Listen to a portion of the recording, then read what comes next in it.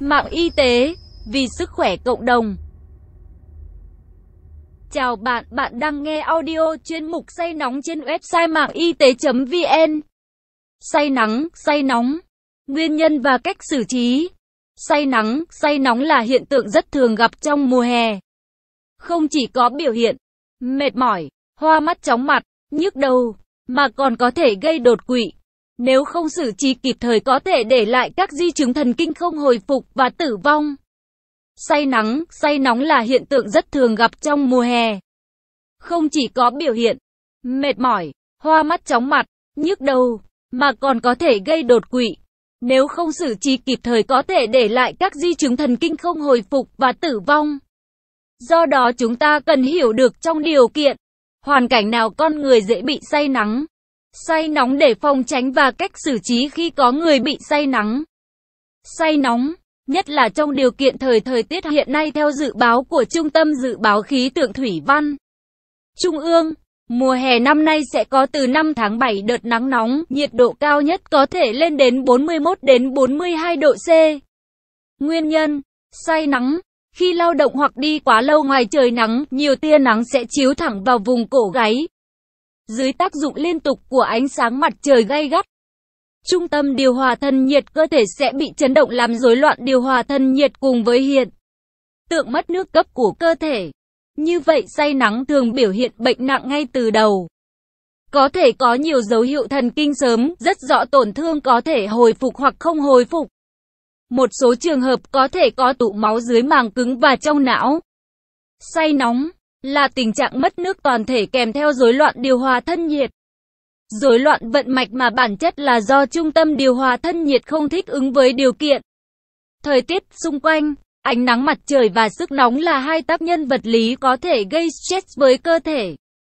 Khi nhiệt độ ngoài trời quá cao, cùng với việc phải phơi mình quá lâu dưới ánh nắng mặt trời hoặc phải làm việc trong điều kiện môi trường nhiệt độ cao nóng bức, hầm lò, trong phòng kín, hoặc hoạt động thể lực quá sức ở người trẻ, chơi các môn thể thao cường độ cao, làm việc nặng nhọc kéo dài sẽ dẫn đến hiện tượng lượng nhiệt sinh ra và lượng nhiệt hấp thu lớn hơn nhiều so với lượng nhiệt cơ thể tỏa ra môi trường xung quanh.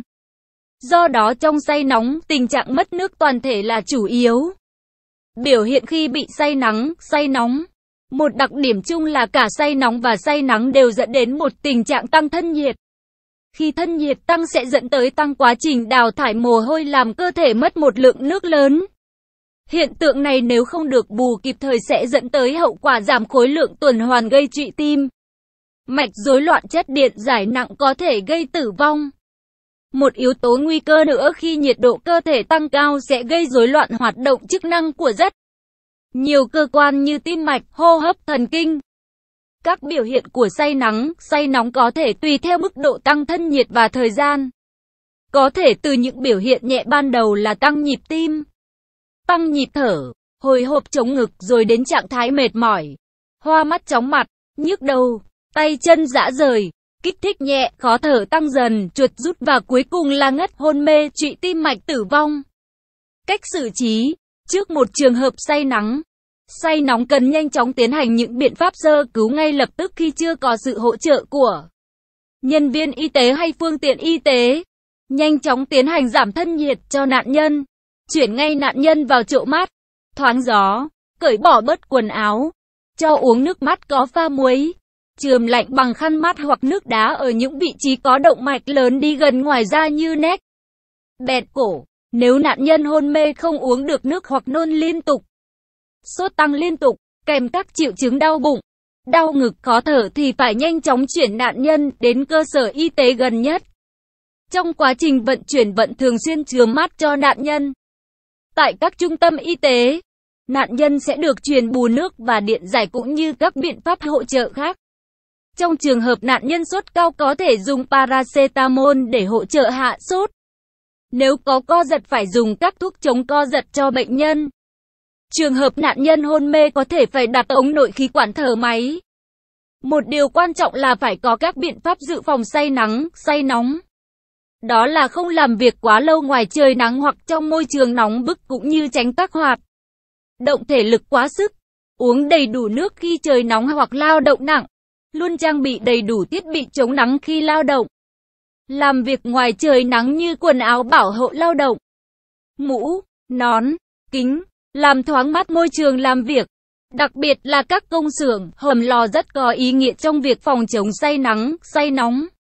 Theo bác sĩ Đỗ Quốc Phong, khoa ESSCC Bệnh viện E Trung ương. Nội dung bài viết đến đây là kết thúc. Nếu bạn có thắc mắc, câu hỏi gì xin hãy chia sẻ bình luận bên dưới bài viết này. Mời bạn hãy đăng ký kênh Mạng Y tế, chia sẻ bài viết này tới bạn bè và theo dõi thêm những audio tiếp theo. Hy vọng bài viết này sẽ đem lại cho bạn nhiều điều